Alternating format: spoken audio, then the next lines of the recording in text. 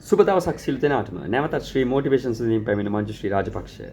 මේ කතාව හැම දෙමව්පියෙක්ම හැම දරුවෙක්ම අහන්න ඕන කතාවක්. මොකද මේක ඉතාමත් වැදගත්. ඉතින් එන මුලින්ම අයිබෝන් කියලා මගේ යාළුවන්ව මම පිළිගන්නවා. ඉතින් අද මම කතා කරන්න යන්නේ අපි හැමෝගෙම හදවත කම්පා කළ සංවේදී සිදුවීමක් ගැන. මම මෙහි කතා කරන්නේ කවුද වැරදි කවුද හරි කියලා තීරණය කරන්නවත් කිසිවෙකුට චෝදනා කරන්නවත් නම් නෙමෙයි. මගේ එකම අරමුණ තමයි මේ වගේ දුක්බර සිදුවීම් සෝචනීය සිදුවීම් අපි හැමෝම ඉගෙන ගත යුතු පාඩම් ගැන කතා කිරීමයි.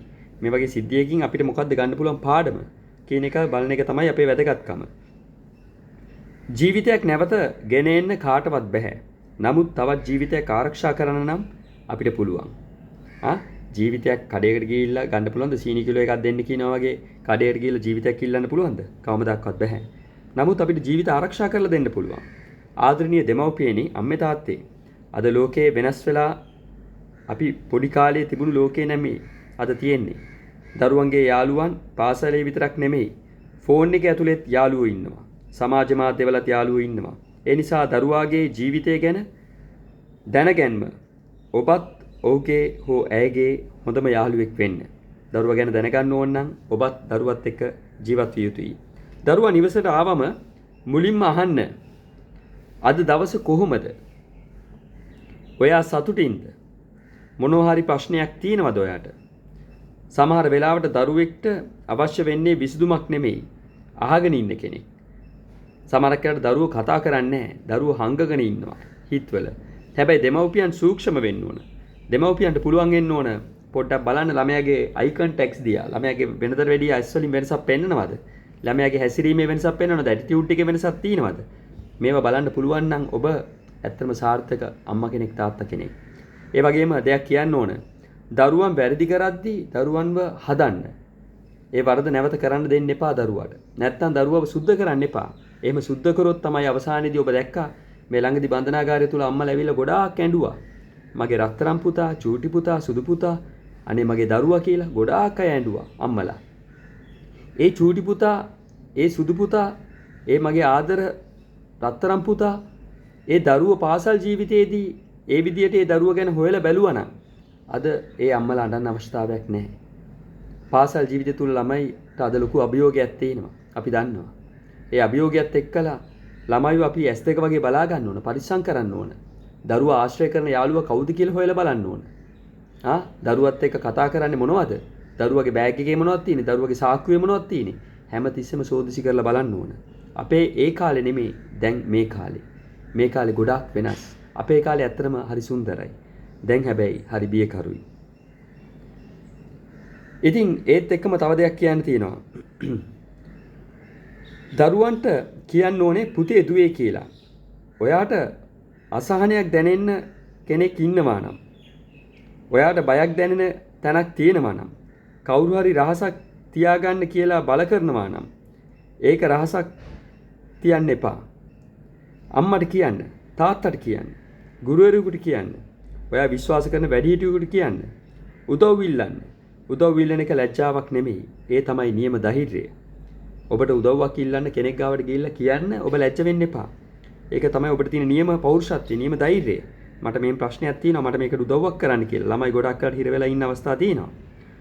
අපි තවත් වැදගත් දෙයක් මතක තියාගන්න ඕනේ. දරුවන්ගේ අනාගතය ගොඩනගන්නේ මුදල් විතරක් නෙමෙයි. ඔවුන් සමග ගත කරන කාලයයි. සතියකට පැය කීයක් හරි දරුවා සමග කතා කරන්න. තාත්තා අම්මට වෙලා නැද්ද දරුවා වෙනුවෙන් කාලය දෙන්න? පැය 24ම අම්මා තාත්තා සමහරකට ෆෝන් එකේ වෙන්නේ නැති. දරුවාට කාලයක් දෙන්න අම්මා තාත්තට වෙලාවක් නැහැ. තාත්තා බිස්නස් එකත් එක්ක ලොකුවට රැකියාවත් එක්ක තාත්තා මහන්සි වෙනවා ඇති. අම්මා ගෙදර කෑම වෙන පැත්ත ගැන අම්මා සෑහෙන මහන්සි වෙනවා. අම්මගේ යාළුවොත් එක්ක අම්මා ෆෝන් එකෙන් කතා කර කර ඉන්නවා ඇති. අම්මලා සමහරකට අන්තර්ජාලයේ, තාත්තලා සමහරට අන්තර්ජාලයේ, දරුවා තවත් ලෝකෙක. ඉතින් මේවා ප්‍රශ්න. මේ ප්‍රශ්න නිසා තමයි අද ගොඩක් වෙලාවට අද අර දෙමව්පියෝ අඬන්නේ. ඒ කාලේ දරුවා බලා ගන්න බැරුව වෙන්නේ නැති ඒගොල්ලන්ට. ඒගොල්ලෝ සමහරට රටක ඉන්නේ නැති, වෙනත් රටක. දරුවා මේ රටේ හැදෙන්නේ නැති, ආච්චි අම්මා ගාව හැදෙන්නේ නැති, දරුවට නිදහසක් තියෙන්නේ නැති, වැරදි යාළුවෝ මුණ ගැහෙන්නේ නැති. ඒ නිසා තමයි මේ ප්‍රශ්න මතුවුනේ. එහෙමනම් ඊළඟට අපි මේ දේත් බලමු. අපි දරුවන්ගේ අනාගතය ගොඩනගන්න මුදල් නෙමේ හැම වෙලාවෙම මුදල් ඉස්සරහා කරන්න එපා. මුදල් වලට වැඩිය ළමයට කාලය දෙන්න. ළමයා ගැන පොඩ්ඩක් හොයලා බලන්න. ළමයාගේ ඉස්කෝලේ පොත්පත් පොඩ්ඩක් බලන්න. ළමයාත් එක්ක චුට්ටක් කතා කරන්න. සතියේට පැය කීයක් හරි දරුවා සමග කතා කරන්න. එකට කෑම කන්න. හැම මේසෙම ඉස්සර මට මතකයි පුංචි කාලේ අපේ ගෙදර අපේ තාත්තා අපේ අම්මා හැමතිස්සෙම කියපු දෙයක් තමයි කෑම කද්දි පවුලේ කට්ටිය ඔක්කොම එක මේසේ ඔක්කොම එකට වාඩි වෙලා ඉඳගෙන කෑම කන්න ඕන. ඔක්කොමත් ඒ මොහොතේදී කෑම මේසෙදී හොඳට කට්ටිය බෙදාගෙන කනවා. එතන පවුලේ සමගියක් තියෙනවා. වෙන වෙන තැන්වල කන්නේ නැහැ. තාත්තට ඕන තැන තාත්තා කන්නවත්, අම්මට ඕන තැන අම්මා කන්නවත්, දරුවට ඕන වෙලාවට දරුවා කන්නවත් එහෙම නෙමෙයි. යම්කිසි පිළිවෙලක් තියෙන්න ඕනේ. ඒ පිළිවෙල නැති නිසා තමයි, ඒ අපිළිවෙල නිසා තමයි අද මේ ප්‍රශ්න මතුවලා තියෙන්නේ. එකට hina වෙන්න. ඔක්කොමතු මොන හරි දෙයක් කියලා කට්ටියම එකට hina වෙන්න. එකට ඇවිදින්න. ඒ මතකයන් තමයි දරුවන්ගේ ජීවිතයේ ලොකුම ආරක්ෂාව. අද අපේ සමාජයේ තවත් ප්‍රශ්නයක් තියෙනවා. අපි හැමෝම ෆෝන් එකේ කාර්යබහුලයි. අම්මා ෆෝන් එකේ, තාත්තා ෆෝන් එකේ, දරුවොත් ෆෝන් එකේ එකම ගෙදර ඉඳගෙනත් හදවත් අතර දුර වැඩි වෙලා. එක ගෙදර ඉන්නේ. හැබැයි හදවත් වල දුර ප්‍රමාණය වැඩි. ඒගොල්ලෝ ඉන්නේ හදවත දීලා තියෙන ෆෝන් එකටයි. ඒ ෆෝන් එකේ ඉන්න කෙනාටයි. ඒ ෆෝන් එකේ තියෙන ගේම් එකටයි. අපි ඒ දුර අඩු කරමු. දරුවාට කියමු ඔයාට ඕන වෙලාවක මට කතා කරන්න පුළුවන්. මම ඔයාට අහුම්කම් දෙනවා. මම ඔයාත් එක්ක ඉන්නවා. අද මේ වීඩියෝ බලන ඔබෙන් මට එක ඉල්ලීමක් ඉල්ලන්න තියෙනවා. අදම ඔබේ දරුවාව බදාගෙන කියන්න මම ඔයාට ආදරේ. ඔයා මගේ ජීවිතේ වටිනාම දේ. සමහර වචන ජීවිතයක් වෙනස් කරනවා. අපි කාටවත් අහිමි වූ ජීවිතයක් ආපහු ගේන්න බෑ.